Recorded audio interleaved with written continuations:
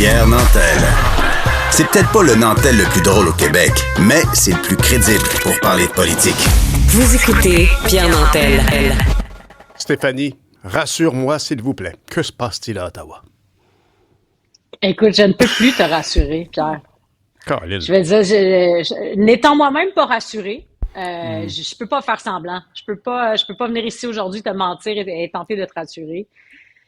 Écoute, nouveau rebondissement. J'imagine que tu as reçu les alertes sur ton téléphone, toi aussi. Nouveau rebondissement. Donc, Justin Trudeau a annoncé qu'il allait procéder à un remaniement pas plus tard que demain. Donc, demain, a priori, il y aura un rebrassage de cartes. Évidemment, parce qu'il y a quand même des ministres. Est-ce que qui ont ça l'inclut quitté. lui-même? On dirait que non. Caroline. Il pourra en profiter, en effet, brasser les cartes puis dire, bon, ben écoutez, c'était mon dernier, voici le nouveau cabinet, je m'en vais. Mais je pense pas que c'est ça qui va se passer. Moi, j'ai l'impression que Justin Trudeau, il voit quelque chose que toi et moi, on ne voit pas et que très, très peu de Canadiens voient, c'est-à-dire une chance qui puisse se maintenir au pouvoir et rester au gouvernement. Et éventuellement amener ses troupes à nouveau à la victoire. Parce que la réalité, c'est que si tu fais à ce moment-ci un remaniement ministériel, tu es essentiellement en train de former ton cabinet de guerre. Hein. Tu es en train de préparer qui sera sur la ligne de départ advenant la prochaine lors de la prochaine campagne électorale. Et Exactement. c'est aussi ton cabinet de guerre, le moins mal choisi, mais de relations avec les États-Unis aussi. Ben oui, exactement. Je trouve que ça, là, Justin Trudeau le perd vraiment de vue. Peut-être que lui, dans sa tête, c'est probablement son objectif numéro 1, mais moi, je pense qu'il n'a plus en ce moment, au moment où on se parle, du moins la légitimité, ni même la force de tenir tête à un Donald Trump. Dans quelques semaines à peine, là, dans un mois plus un jour, Donald Trump est président des États-Unis, nous a déjà promis une guerre commerciale qui aura des effets dévastateurs sur notre économie. Et là, nous, on se lance dans cette guerre-là avec un gouvernement plus fragile que jamais, avec des nouveaux ministres qui connaissent pas nécessairement la dynamique canado-américaine, qui n'ont pas nécessairement renégocié des accords multilatéraux comme la CEUM, par exemple. C'est Chrystia Freeland qui a cette expertise-là et elle a quitté. Donc, moi, je suis extrêmement inquiète là, de quel genre de dynamique on va avoir là, le 21 janvier. Stéphanie, je te comprends tout à fait. Puis des fois, je me dis, le monde, il nous écoute et ils disent, mon Dieu, qui accorde une importance. Il capote. Ben oui, mais honnêtement, pas du tout. Puis à un point tel où ça amène chez moi des réflexions, comme par exemple, hier, j'ai bien remarqué que sur Illico Plus, on pouvait écouter Hot Ones Québec avec Marc-André Grondin. Et qu'il y avait un invité, c'était Justin Trudeau. Alors demain, on a la chance de s'en parler. Marc-André Grondin va venir nous parler de ça en vidéo comme toi pour pouvoir parler du passage de Justin Trudeau. C'est quand même pas banal. Et je l'ai écouté, puis des fois, je me dis, y a-tu comme un as dans sa poche? Y a-tu quelque chose? Je suis prêt de... Ah ben tiens, on voit des images. C'est très drôle parce qu'on le voit. Marc-André Grondin a expliqué à M. Trudeau qu'il avait le droit de trouver ça très épicé, puis qu'il y avait plein de monde qui s'était arrêté en cours de route. Mais il s'est rendu jusqu'au bout, vraiment, jusqu'à la dernière. Puis il y a des séquences où on voit très bien qu'il souffre affreusement. Oui, c'est ça, il souffre. Mais je te parle Justin de ça parce Trudeau, qu'il y a du gants quand même. Ben c'est ça. En campagne, c'est un gros campaigner, ça. Oui. C'est un gros campaigner. Plus d'une fois, là, on a pensé qu'il allait perdre ses élections, qu'il allait pas gagner sa course à la chefferie. Et pourtant, à chaque fois, il nous a surpris. Mais là, on est vraiment dans un autre contexte. Hein. Depuis plus qu'un an, il est 20 points derrière Pierre Poilievre. Peu importe ce qu'il fait, là, ça fait 9 ministres qui perdent depuis juillet. C'est un deuxième remaniement en même pas 18 mois. Le NPD a déchiré l'entente. On est toujours à un vote, en fait, de plus avoir de gouvernement et de repartir en élection. Donc, on est vraiment dans une situation extrêmement précaire, extrêmement fragile sur le plan politique. Moi, j'ai jamais vu ça, là. Ça fait un moment, là, que je commence à suivre ça, la politique, puis j'ai jamais vu ça.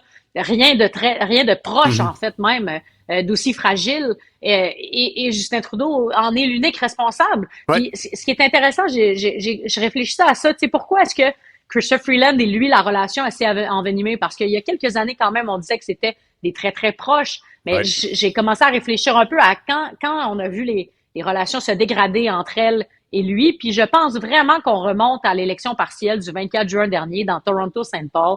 Toi et moi, on en avait d'ailleurs parlé cet été ensemble. Un bastion libéral, là, tu sais, ce qu'il y a de plus libéral. Là. Ouais. Mais n'importe qui porte les couleurs rouges, ça gagne d'habitude. Ouais. Puis et ils ont perdu. Et je pense que Justin Trudeau tient Chrystia Freeland responsable de cette défaite-là. Ah ouais? Mais non, ben oui. Mais non, mais c'est lui le chef. Il est l'unique responsable de cette défaite-là. Il est l'unique responsable aussi de l'ensemble des défaites depuis. On peut pas toujours se cacher derrière ses soldats. Puis je pense vraiment que là, Justin Trudeau doit prendre acte, en fait, de la situation dans laquelle il se retrouve, dont il est le principal artisan. Et le schisme actuel avec Chrystia Freeland, pour moi, en tout cas, vient annuler une des options qui était, tant qu'à moi, sur la table pour Justin Trudeau, c'était de dire, écoutez, je sais que vous êtes tanné de me voir la face, fait que je vais donner beaucoup d'importance, un peu comme une espèce de co-leadership, une espèce le bras droit de Justin Trudeau, c'est Chrystia Freeland, et plus que jamais en campagne aussi, puis on va faire nos discours ensemble, mais ça, ce n'est plus possible. Est-ce qu'il y a une alternative à ça? Mélanie Joly, qui n'a pas la même crédibilité, en tout cas, sérieuse. Tu sais, moi, j'ai beaucoup d'espoir pour elle, mais... Oui, franchement, elle a fait ses classes et elle a fait ses preuves dans les dernières années, mais tu as raison de dire que Chrystia Freeland, elle a cette crédibilité-là que très peu d'acteurs politiques ont. Faisons un peu de politique fiction, toi et moi. Advenant là, que Justin Trudeau, il décide pas là, d'appeler Chrystia Freeland pour lui dire tu t'en vas, pour que je te remplace avec quelqu'un qui n'est pas trop attaché. En Tu n'as pas fait Mark cette Carney. grave erreur. Mettons qu'il le fait pas, OK? Il a fait pas cette erreur-là. Chrystia Freeland, elle porte l'odieux de cette mise à jour économique-là, se lance en janvier. On survit là. On part en vacances de Noël comme tout le monde. On s'en va début janvier. Chrystia Freeland lance les négociations canado-américaines sur le fentanyl sur la frontière. Ouais. Et elle a cette responsabilité-là. Arrive à soutirer, espérons comme la dernière fois en 2018, quelques gains. Elle a tout à fait la voie pavée pour reprendre les rênes. Justin Trudeau a la voie pavée pour dire, écoutez, moi là, j'ai fait mon temps. Puis voyez, Chrystia Freeland, encore une fois, on lui a donné un mandat. Oui. Elle a réussi. Elle est la femme pour tenir tête à Donald Trump. Oui. Je lui cède les rênes. C'était possible. Et ça donne une sortie honorable à tout le monde. Oui. Une sortie honorable à tout le monde. Une entrée en fonction transitoire, assez tranquille pour Chrystia Freeland sur une belle victoire. Évidemment, on le sait pas, c'est Donald Trump. Tout ce qu'on dit en ce moment, c'est de la politique fiction, mais absolument. Quand même, disons qu'elle a fait ses preuves. Elle a fait ses preuves. Ouais. Elle a été capable de faire des tours de force avec l'Europe par le passé, avec les États-Unis par le passé. Il n'y a pas de raison qu'elle n'aurait pas, du moins, été capable d'aller négocier quelconque entente avec les Américains. Et elle aurait pu prendre la transition et avoir disons, un contexte politique et économique qui s'ensuit plus doux, là, parce qu'en ce moment, c'est une crise montée de toutes pièces par Justin Trudeau.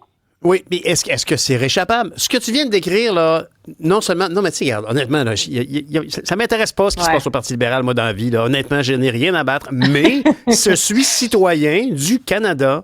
Puis actuellement, il y a un grand problème à la tête, à la timonerie du bateau. Et là, ce que tu viens de décrire, c'était une bonne alternative, en tout cas, libérale peut-être. Oui. Mais le ton de Donald Trump actuellement... Je trouve, puis j'ai ouvert mon émission là-dessus, je trouve qu'il y a une espèce de moment national. Là. On aimerait ça voir un peu plus de dignité, plus de solidarité. On voudrait voir M. Poilievre être un peu plus digne, moins partisan. Et même les différents premiers ministres, différentes provinces et territoires, se dire qu'est-ce qu'on peut faire pour régler ça. Alors, est-ce que faire amende honorable puis ramener Mme Freeland au bercail, est-ce que ça se peut ou c'est encore incrédible et le Poilievre va rire toute sa vie? Ben, Poilievre va rire toute sa vie, mais je veux dire, je pense qu'il n'y a pas personne qui voit ça arriver, y compris Justin Trudeau, y compris Chrystia Freeland. Je pense que là, le mal est fait. Dans le contexte où Justin Trudeau est chef du Parti libéral du Canada, je ne vois pas Chrystia Freeland accepter encore d'être deuxième derrière lui. Je vois pas ce scénario-là. Je pense qu'elle a tracé la voie carrément pour une éventuelle course à la direction. Cela dit, ce qui est encore possible au moment où on se parle, ça serait que Justin Trudeau, pendant les fêtes, dise bon, au retour, on va proroger le Parlement, on va permettre donc une transition de pouvoir, que ce soit par l'intérim ou une course rapide. Mais même si ça arrive, là, c'est un premier ministre intérimaire qui affronte Donald Trump ou c'est quelqu'un qui est en course puis un premier ministre en bon français en phasing out. Donc, on est quand même dans une situation extrêmement précaire et fragile face à un Donald Trump qui rentre en force avec ce deuxième mandat-là, en grande force, avec toute la légitimité du monde. Puis là, il va aller chercher des gains, il va se bomber le torse, il va dire « America first », Puis savez-vous quoi? Il a pas tort, parce que là, il pense à ses citoyens, puis c'est ce qui s'en vient. Il commence son mandat sur ce ton-là. On peut s'attendre à un 4 ans de Donald Trump assez protectionniste. Oui. Stéphanie, politique fiction, puis tu sais, j'ai déjà proposé des affaires un peu flyées à Ottawa, puis ça n'a pas passé pantoute. Est-ce qu'on peut imaginer un comité pour négocier avec les États-Unis qui serait bipartisan, compte tenu de la situation entre deux eaux au niveau électoral actuellement? Est-ce qu'on pourrait imaginer ça? Est-ce que M. Poilievre s'y prêterait? Moi, je pense qu'il s'y prêterait pas, là, mais est-ce que c'est quelque chose qu'on pourrait imaginer? On nomme un comité ad hoc avec des gens de tous les partis, par exemple. Dans l'absolu, ça se peut tout à fait. Dans une situation de gouvernement minoritaire, de vouloir avoir tes meilleurs joueurs autour de la table, peu importe la couleur politique, je dirais même aussi d'avoir tes provinces, là, tes premiers ministres des différentes provinces, pas loin. Pour moi, ça a tout plein de sens. Et dans le contexte actuel, où le ton est épouvantable à Ottawa, où Pierre Poilievre a paralysé la Chambre des communes, il a laissé rien passer qui est signé libéral, essentiellement. Je vois pas ça arriver. Pierre Poilievre, il ne s'élève pas au-dessus de la mêlée en ce moment. Il ne propose absolument rien. Et c'est certainement ce que ses conseillers politiques lui recommandent de faire, c'est-à-dire ferme ta boîte et tu seras PM. C'est ça. Mais laissons-lui l'odieux de dire non. Honorable, tu sais. Oui, bien laissons-lui l'odieux de dire non. Honorable. Parce que les conservateurs, là, moi, quand j'avais fait une coalition des chefs des différents partis pour s'engager à combattre les gaz à effet de serre, puis à dire que ce sera notre manière d'y arriver qui sera en campagne électorale, il y avait le NPD, le Bloc et le Parti vert. Bien, les conservateurs ont dit non, c'est bien trop le fun de taper sur le clou de la taxe carbone des libéraux. Fait que malheureusement, mais laissons-lui l'audace de dire non. Montrons qu'il est si partisan qu'il ne veut pas participer à quelque chose comme ça. On verra bien. Mais la réalité, c'est qu'en ce moment, il gère la crise. Je pense même pas que Justin Trudeau il est capable d'envisager quelconque stratégie politique de cette nature-là. Je pense qu'il essaie de survivre jusqu'à demain. Puis ça, c'est dangereux. Un premier ministre d'un pays qui gouverne à la journée, à un moment donné, là, ça fait quand même quelques semaines qu'il gouverne à la journée, ça n'a plus de bon sens. Mais oui, on se parle demain avec très, très grand plaisir. C'est tellement important. Demain, c'est encore une grosse page qui va se tourner. Merci beaucoup, Stéphanie. À demain. Stéphanie. Salut, à demain.